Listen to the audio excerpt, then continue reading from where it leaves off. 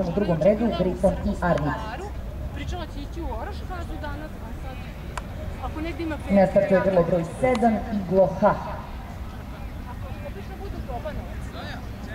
Pa ne znam, da, moguće. Pa dođe za 9.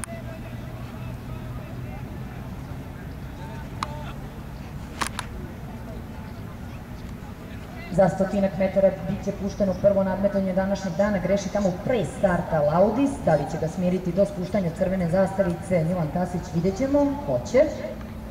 Trka je puštena, međutim odmah po spuštanju crvene zastavice u skoku Anči, ukoliko se ne varam, na čelu bi trebalo da je grlo broj 3 Alta. Alta, odmah do Alte stiže Zoran Petrović na sulkama Enigme, međutim sada je i Enigma skočila. Nada, dvogoda grla su u pitanju.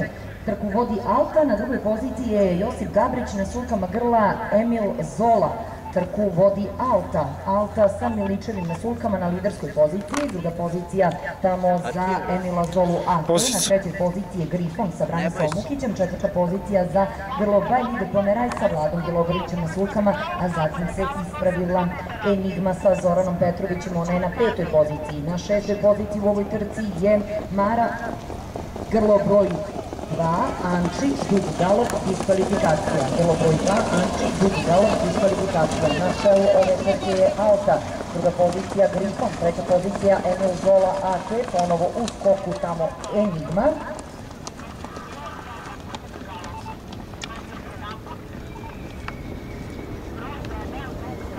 Grlo broj 1, Mara FG, dug galop, diskvalifikacija.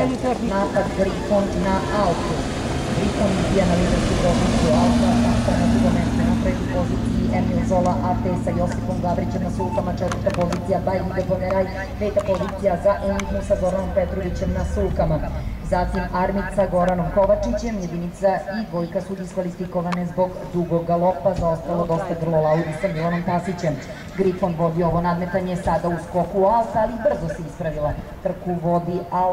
Trku vodi Grifon, druga pozicija za Altu, na trećoj poziciji Kasa Emil Zola AT.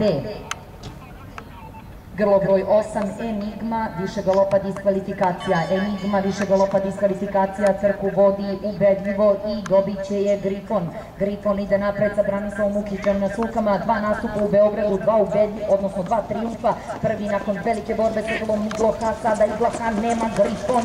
Lako i ubedljivo, prva sigurnim kasom. Druga pozicija za Altu, treća pozicija Emil Zola AT, mnogo bolje nego u Somboru. Četvrta pozicija Bajlide Pomeraj, peta pozicija za Armida.